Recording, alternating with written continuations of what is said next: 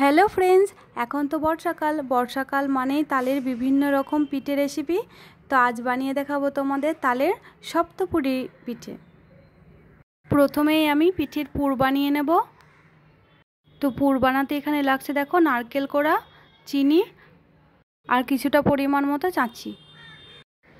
তো পুর বানানোর জন্য কিন্তু এখানে ননস্টিকের কড়াইটা বসিয়ে দেওয়া হয়েছে। প্রথমেই কিন্তু আমি এখানে নারকেল কোড়ানোটা দিয়ে দিলাম। তারপরে খুন্তির সাহায্যে কিন্তু আমি নারকেল কোড়াটাকে খুব ভালোভাবে নেড়ে নিচ্ছি। এরপরে কিন্তু আমি নারকেল কোড়ার ওপরে চিনি দিয়ে দেব। যতটা পরিমাণে নারকেল কোড়ানো দেওয়া হয়েছে ততটা পরিমাণে কিন্তু এখানে চিনি ব্যবহার করা হয়েছে।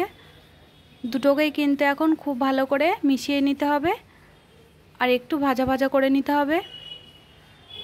কিছুক্ষণ খুন্তির সাহায্যে দেখো আমি নেড়ে একটু ভাজা ভাজা করে নিলাম।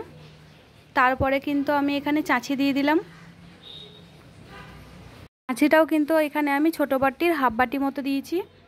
তোমরা চাইলে একটু বেশিও দিতে পারো, এর থেকে কমও দিতে পারো। খুব ভালোভাবে কিন্তু এখন আমি খুন্তির সাহায্যে নেড়ে নিচ্ছি দেখো। আর এইরকমভাবে ছাড়া ছাড়া হয়ে এলে বুঝে নিতে হবে আমার পুরটা একদম রেডি হয়ে এসছে। পুরটা আমার বানানো হয়ে এসছে, আমি প্লেটের মধ্যে তুলে রেখে দিয়েছি। তো পুরটাকে আমি ঠান্ডা হতে দিলাম কিছুক্ষণ। তো এখানে কিন্তু ময়দা দিয়ে আর তালের মাড়ি দিয়ে কিন্তু একটা ডো বানাতে হবে। তো চলো, প্রথমেই লাগছে কিন্তু এখানে তালের মাড়ি, তার মধ্যে একটুখানি লবণ দিয়ে দিলাম আর তারপরে ময়দা দিয়ে দেওয়া হচ্ছে। তালের মাড়ি আর ময়দাটাকে কিন্তু খুব ভালোভাবে হাতের সাহায্যে মেখে নিতে হবে।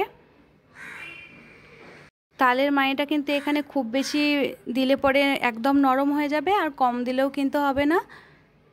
ময়দা যতটা দেবে তোমরা তার থেকে কিন্তু অর্ধেকটা পরিমাণ কিন্তু তালের মাড়ি লাগবে। তো খুব ভালোভাবে দেখো আমি হাতের সাহায্যে কিন্তু একটা ডো বানিয়ে ফেললাম। তো ডোটা কিন্তু আমার খুব ভালোভাবে কিন্তু মেখে নেওয়া হয়েছে দেখো, একদম নরম হয়েছে আর হাতেও লেগে যাচ্ছে না। এরকমভাবে কিন্তু ডোটাকে মেখে নিতে হবে।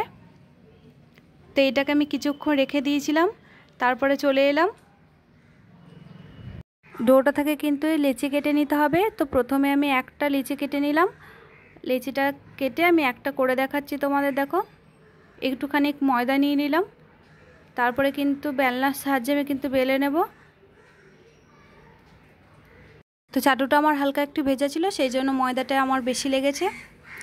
তো লুচিটা কিন্তু আমার বেলা কমপ্লিট হয়ে এসেছে। আমি দেখো একটু বেশি করে পুর নিয়ে কিন্তু দিয়ে দিলাম লুচিটার মধ্যেখানে, দিয়ে ধারটা কিন্তু আমি একটু ভালোভাবে মুড়ে দিচ্ছি। তোমরা চাইলে একটুখানি জল দিয়ে ধারটা মুড়ে নিতে পারো যদি শক্ত থাকে। দুটো আঙুলের সাহায্যে কিন্তু ধারটাকে এরকমভাবে মুড়ে নিতে হবে। খুব সহজ, তোমরা দেখলেই পারবে। আমি আরও একটা বানিয়ে দেখাচ্ছি তোমাদের। দিয়ে হাত দিয়ে এরকম করে নিতে হবে, তাহলে খুব সুন্দরভাবে কিন্তু সপ্তপুরি পিঠেটা বানানো হয়ে গেল প্রথমটা। আমি আরও একটা বানিয়ে দেখাচ্ছি তোমাদের। তো আমি আর একটা লেচি কেটে নিয়েছি। লেচিটাকে কিন্তু প্রথমে বেলে নিতে হবে। তো লুচিটা আমার বেলা কমপ্লিট হয়ে এসছে দেখো। আবারও আমি পুর নিয়ে নিলাম। পুর নিয়ে কিন্তু ধারটা খুব ভালোভাবে কিন্তু আমি প্রথমে বন্ধ করে দিচ্ছি, তারপরে কিন্তু ধারটা দেখো আমি ডিজাইন করে নিচ্ছি। তো ডিজাইনটা আমার করা হয়ে যাওয়ার পরে এরকমভাবে কিন্তু উঁচু উঁচু করে নিতে হবে ডিজাইনটা, তাহলেই কিন্তু দেখো সপ্তপুরি পিঠেটা বানানো হয়ে গেল। আমি দুটো বানিয়েছি, এইরকমভাবে প্রত্যেকটাই বানিয়ে নেব।